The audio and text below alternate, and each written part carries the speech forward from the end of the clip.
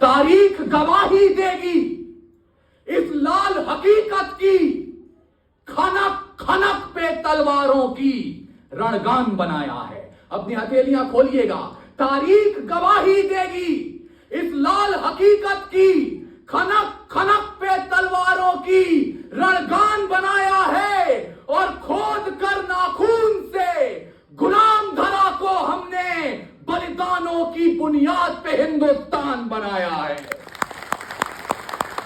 और जिस हिंदुस्तान का हमने निर्माण किया पिछले 76 वर्षों से, आप उसकी हिफाजत में खड़े हैं।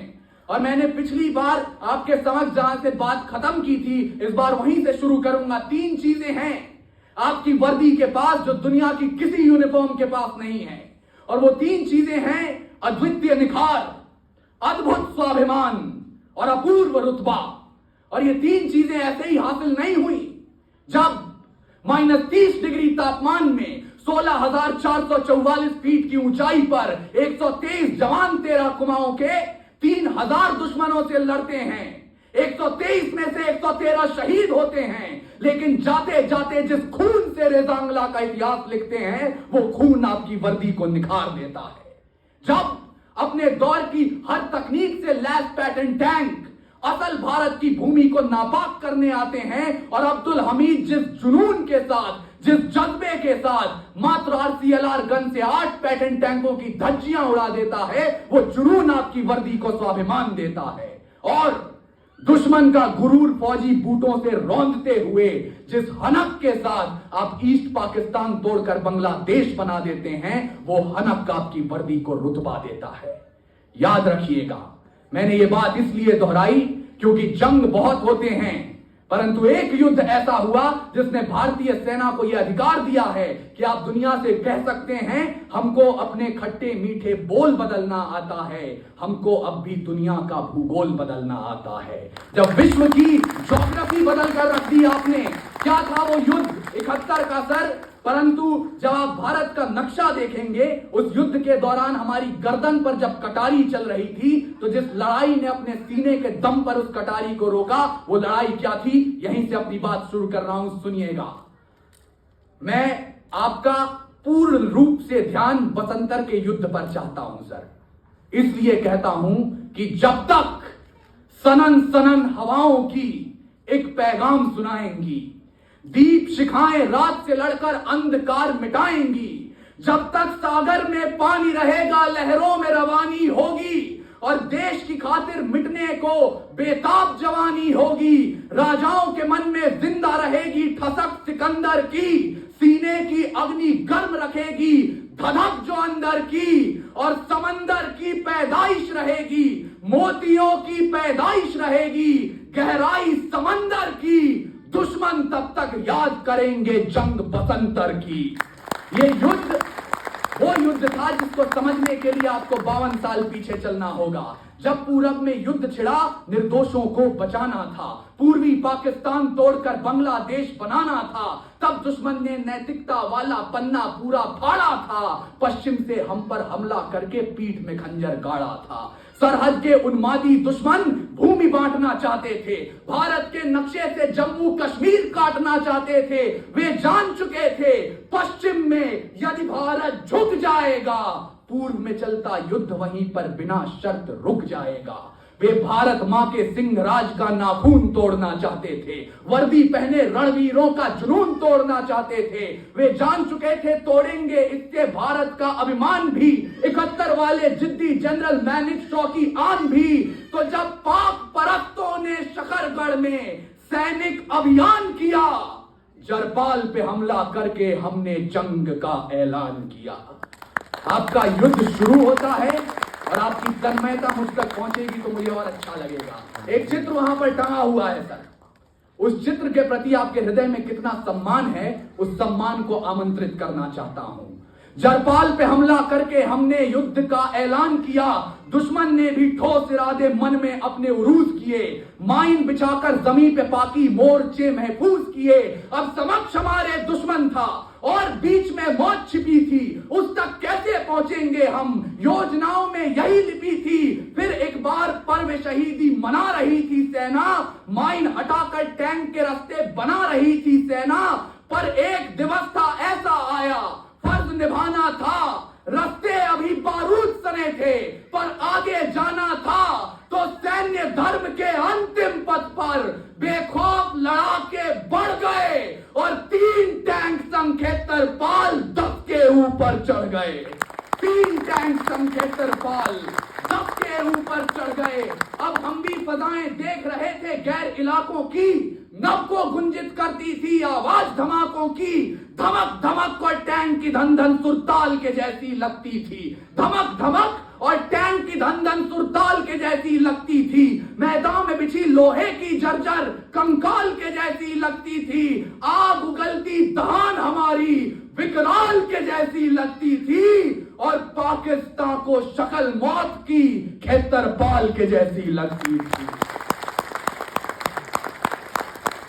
मैं कल्पना करता हूं सर, जब सेकंड लेफ्टिनेंट अरुण खेतरपाल 3 टैंकों के साथ बढ़े और हमारी एक टैंक ध्वस्त हो गई, तब हिंदुस्तान की हवाएं उन्हें क्या पैगाम सुना रही होंगी, उनसे क्या कह रही होंगी।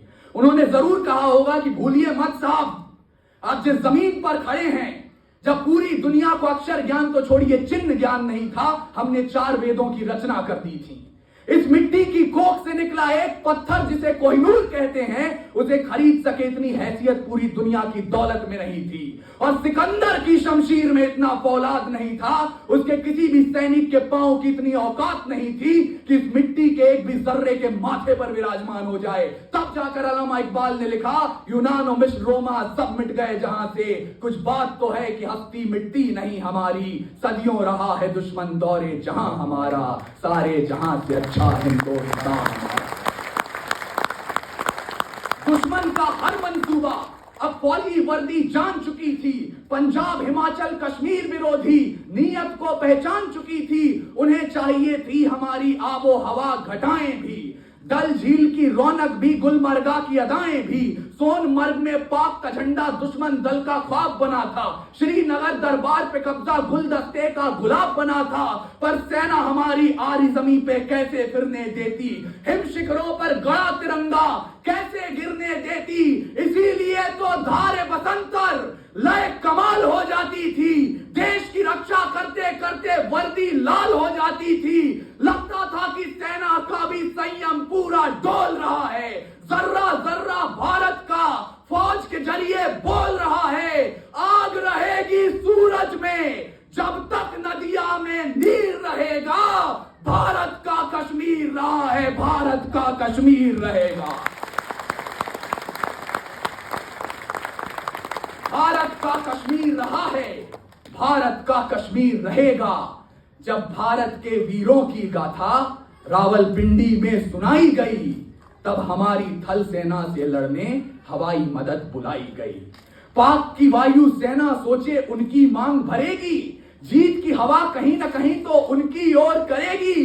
फिर क्या था, हमने अर्घ चढ़ाया हिंदुस्तानी उड़ान को और 3 रंगों से रंग दिया था नीले आसमान को।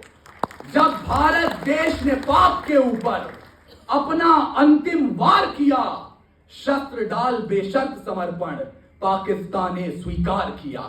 अब जीत हमारी झोली में थी, फूल छलों की अर्थी पर, हिंदुस्तानी फौज के जूते पाकिस्तान की धरती पर। हम चाहते तो नक्शे की तकदीर हमारी होती, युद्धों में जो जीते थे जागीर हमारी होती। हम चाहते तो लाहौर फलक पर केसरिया गहरा सकते थे, हम चाहते तो सियालकोट में तिरंगा लहरा सकते थे। लेकिन हमने अपनी जिम्मेदारियां समझी सर, और हमने ऐसा नहीं किया। शिमला समझौते में उनकी भूमि लौटा दी। उसके बावजूद यदि यह कह दिया जाए कि सेनाओं की आवश्यकता क्या है दुनिया में, सेना तो हिंसा का समर्थन करती है, तो आपकी तरफ से एक जवाब देना चाहता हूं। ये सेनाएं समझ चुकी हैं और भारतीय सेना खास करके कि बाज का खतरा सदा रहा है चिड़ियों की मुस्कानों पर, और दीपक भारी नहीं पड़े हैं आंधी और तूफानों पर। आज तलक तो भेड़ियों ने प्रीत के गीत नहीं गाए, घोर अमावस की रातों से जुगनू जीत नहीं पाए। ताप सूर्य का ताल ठोक कर सुबह की ओस से जीता है, सिर्फ कहानी किस्सों में कछुआ खरगोश से जीता है। बिन परवाज के चिड़िया पर तनिक नहीं इतराती है, हाथ जोड़कर मधुमक्खी भी छत्ता नहीं बचाती है।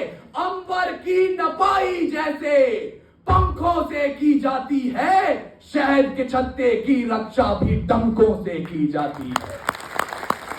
उस डंक का प्रमाण है हिंदुस्तानी सेना। अंतिम पंक्तियां मुझे विदा कीजिएगा।